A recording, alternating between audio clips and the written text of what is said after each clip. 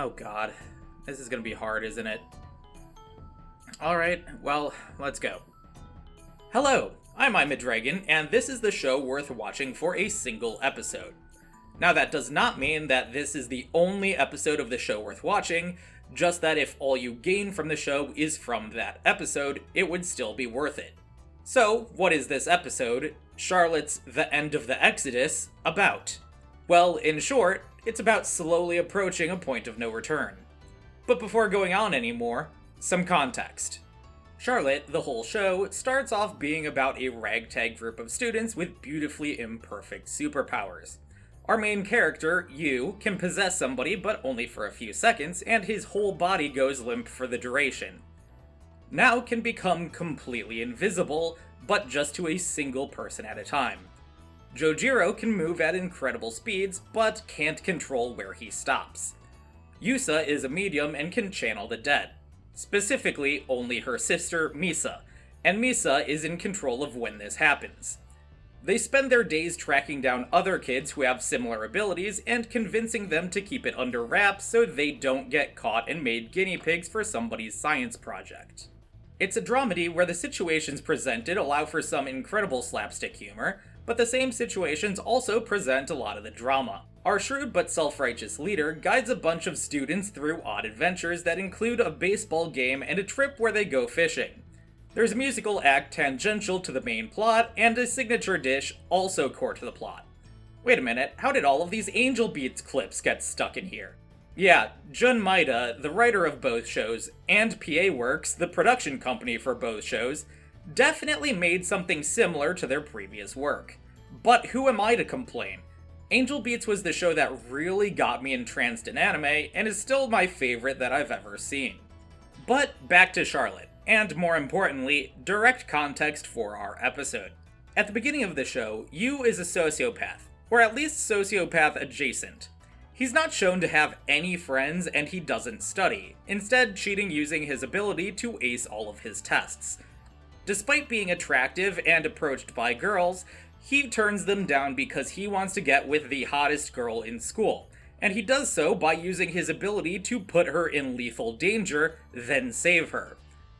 The one person he seems to show any empathy for is his sister, Ayumi. He'll willingly eat this terrible food, this sweet omelet rice with pizza sauce, and lie to her saying that it's good just to keep her happy. Through the show leading up to the end of the Exodus, she's very consistently shown to be supportive, continuing to make Yu this dish while Yu comes home late from his adventures with his classmates. This continues up through the end of episode 6, where Ayumi's own power awakens during a time of stress, collapsing the building she's in, and Yu tries digging through the rubble to find her before he's knocked out.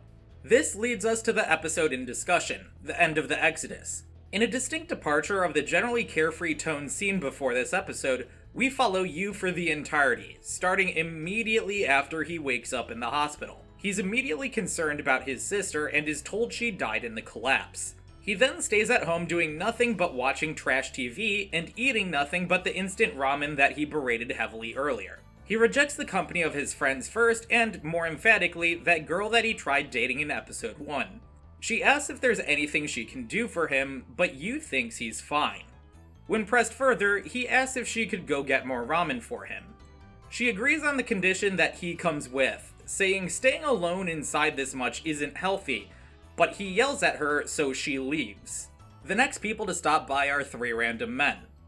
Yu assumes they're here to drag him away, so he uses his ability to punch one of them, jumps from a potentially lethal height with another, and the third is so stunned that Yu can just walk away. He withdraws all of his money and skips town. He spends all of his time eating, watching anime, and sleeping. His spending and diet are so terrible that when he's given a free salad, he doesn't eat it.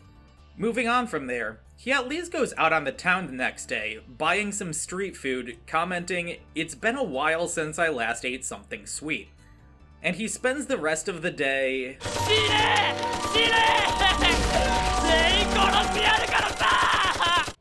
Oh no.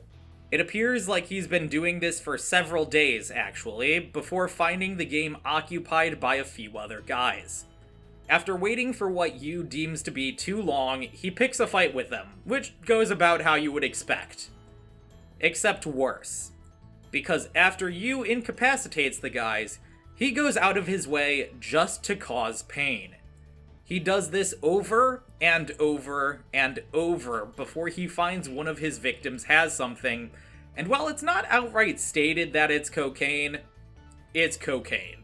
So, fresh off his hedonism and violence spree, naturally he goes to snort it before it's dashed into powder in the wind by now, invisibly following him the whole time. She says she too feels responsible for not protecting Ayumi enough, so she was going to stick by Yu until he returns to normal.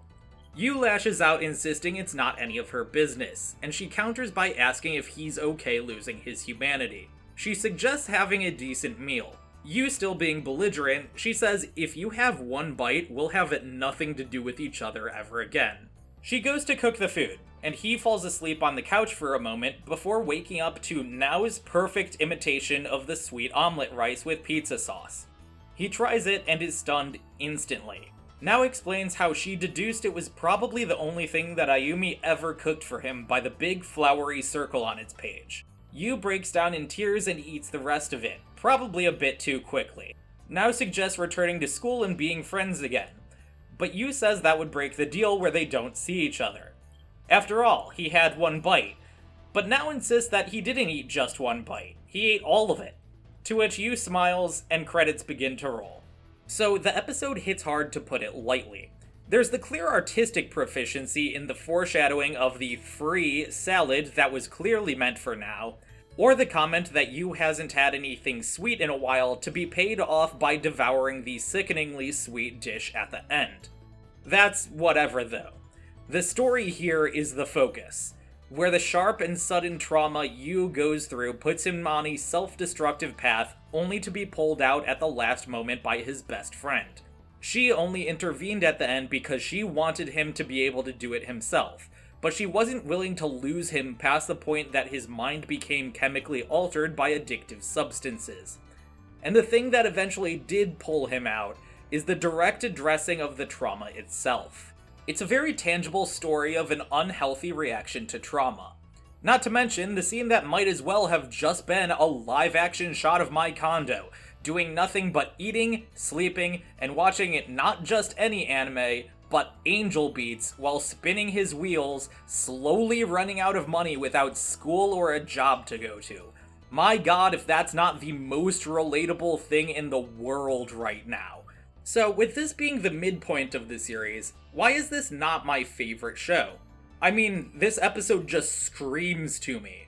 Well, it's because this is the midpoint. To mention Angel Beats yet again, the biggest problems that show had was pacing and tone shifts. There was a significant time skip that could have been divided into 6 or 12 episodes itself, and the tone shifts greatly from episode to episode.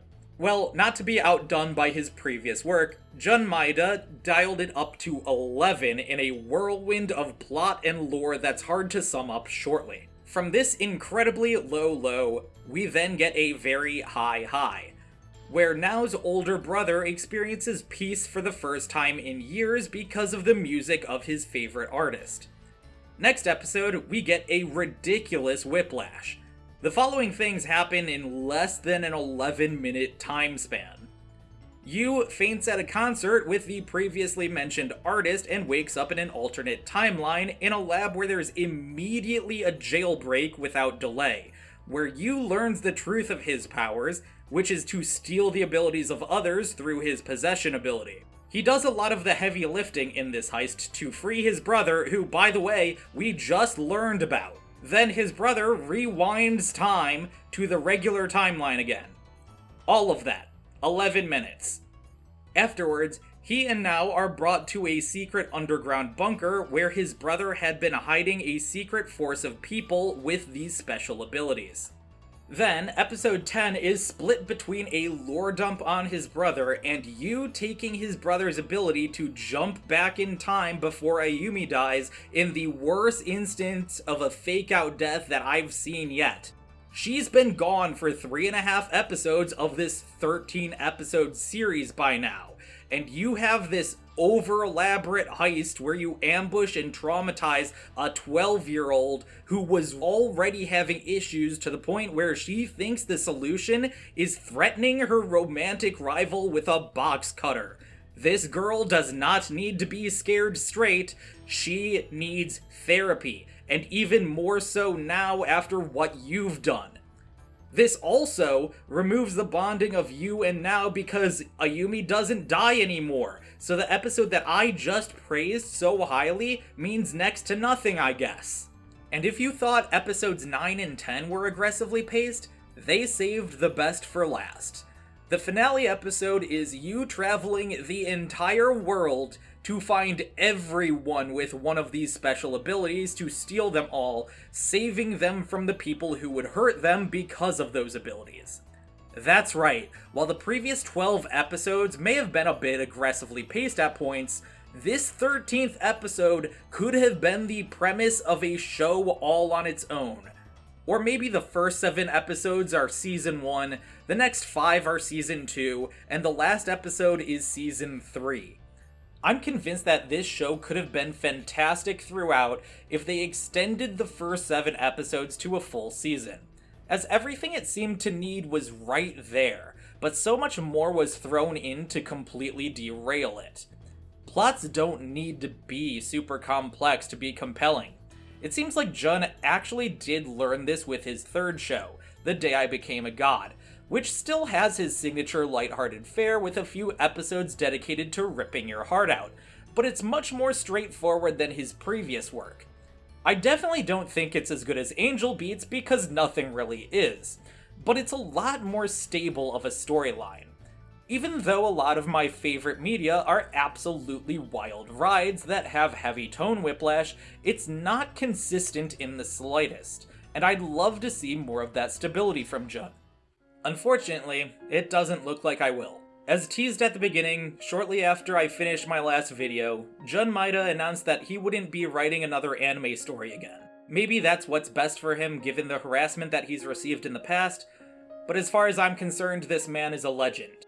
And he would have been regardless of his writing of stories because the music that he's made has arguably been a bigger contribution. Such works as the almost universally renowned Great Dango Family from Clannad, to my personal favorite, My Most Precious Treasure, which I'd like played at my funeral, hopefully in a good 60 years or so.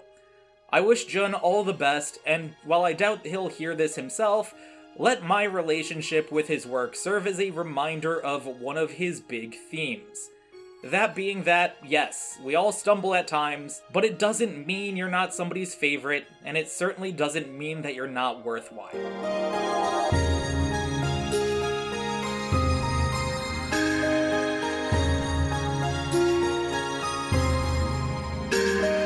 Next time, I'll be talking about a show that's worth watching for a single scene.